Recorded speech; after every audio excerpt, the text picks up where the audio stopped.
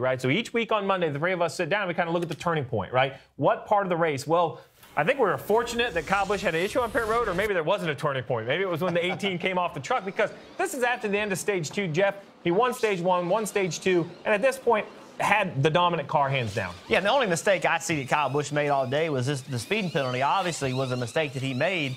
I think it was an unforced error. I think when you watch him roll off pit road right here, there's really no need. At this point right here, you're looking, you're seeing who you're racing. You can kind of get a glimpse of what they're doing on their cars.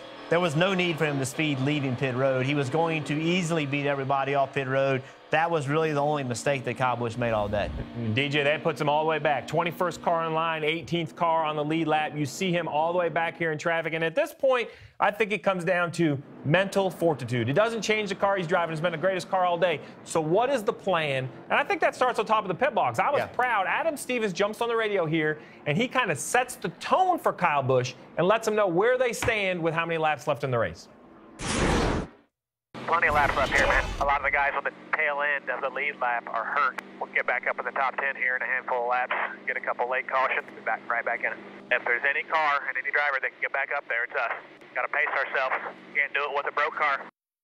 So I can't drive. So all I can do as a crew chief is to try to help set the stage. DJ, I like what he said there, right? He took what was a fiery driver and tried to at least, I guess, peel the reins back a little bit, just try to keep him in calm. Well, he knows his driver, and he knew exactly at that point in time that he understood what was going to happen. He knew how much he beat himself up after Las Vegas for the mistake that he made there. But look at the moves that he made here. This didn't look like a driver to me that listened to any of that right at that time. Yeah, don't break your car, man, but we're going to go 3 wide, 2 wide, do all those kind of things. And that move that he just made right there, I like how he knew he was open and clear right there, I don't know. Just an incredibly aggressive move. Obviously, he was clear and made it happen, but these are good race cars he's passing right here. Yeah. These are cars that ran well all day long. So there comes the problem, right? Because now what happens is he's passing cars. He's moving it through the field. He's passing positions. He's easily got the 10th, 9th, 8th, 7th. You see the positions. The problem, the column on the right. Right? Adam Stevens now sees why they can catch cars and they can pass cars. They are not making up any ground on the leader, Brad Keselowski. You see with 7 seconds behind, all the way up to 5th, he's still 8.3 seconds behind. So now he has a choice. You could try to short pit Brad Keselowski. I feel that would be futile. Brad knows who he's racing. He would short pit on top of you. So instead, Jeff, he runs long. He lets Brad come to pit road first. Yeah, Brad Keselowski on pit road, and I think the instinct would be to be on pit road before him, but Adam Stevens knew that wasn't going to do it. He wasn't going to make up 8 seconds, so he took the opposite approach. We're going to stay out here as long as we can. Hope this happens. Yeah. Hope we get the caution, and that's going to trap a lot of people a lap down because he stayed on the racetrack long enough and lapped some people, and that really helped him get the position he needed. Well, you don't win 200 races by not being fortunate along the way at some point in time. He puts himself in great position, but this was an excellent call. But as much as it seemed that at that point in time, okay, this is going to be easy. He's got his tires. He's starting up front. He's in control of everything. And it wasn't like that after the restart because he found himself having to make up after getting past there. Yeah, but they still overcome the mistake. And I think that was the key. That was the turning point is I think the three of us agree under green.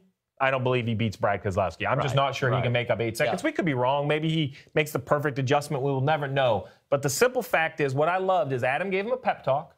Kyle did what he asked. He didn't damage the car. And then Adam in return said, okay, what can I do? What are my best options? There are no guarantees. What are my best options? He took one, and then he got lucky with the yellow. The other thing Adam did is remember what he said? He said, we're going to get a few cautions. Yeah. Adam Stevens knew that he wasn't going to win without any cautions. And he told Kyle Busch that. Yeah. He said, we're going to get some cautions. He knew that. He couldn't win without it. He already put that in his head before the restart ever happened. And he based his strategy on that. Well, that's just thinking ahead. That's accepting, okay, we got the fastest race car. My guy just sped. I can't be in denial. I think we're going to do something we can't. This is the information I have. What are we going to have to do? He gambled, right? He did what he had to do to win the race. He didn't just say, well, let's get a third, let's get a fourth. He did what he had to do, made the gamble to win the race, and it worked out for him. He raced like he already had a win, which he does. Yes. Even if the yellow comes out after his pit stop, it still would have been okay. He would have the freshest tires. Yeah, when you already have a win and a fast race car and maybe the best driver out there, it gives you a lot of good options. And I think that's why we see guys win so many multiple races. You know, these big three of these dominant cars because the teams are starting to learn. I already have a win. Now all I need is more wins, more bonus points. You know what's bad for us? We're playing fantasy, right? And we can only pick one guy so many times. So I don't know how many of us had. Kyle Busch, we all wanted him, but we can't pick him all the time. But when we come back, we'll check that out, see where we all stand. I don't know that we really want to see where we stand, but we're going to have to look at it. Hey, NASCAR fans, thanks for checking out the NBC Sports YouTube channel.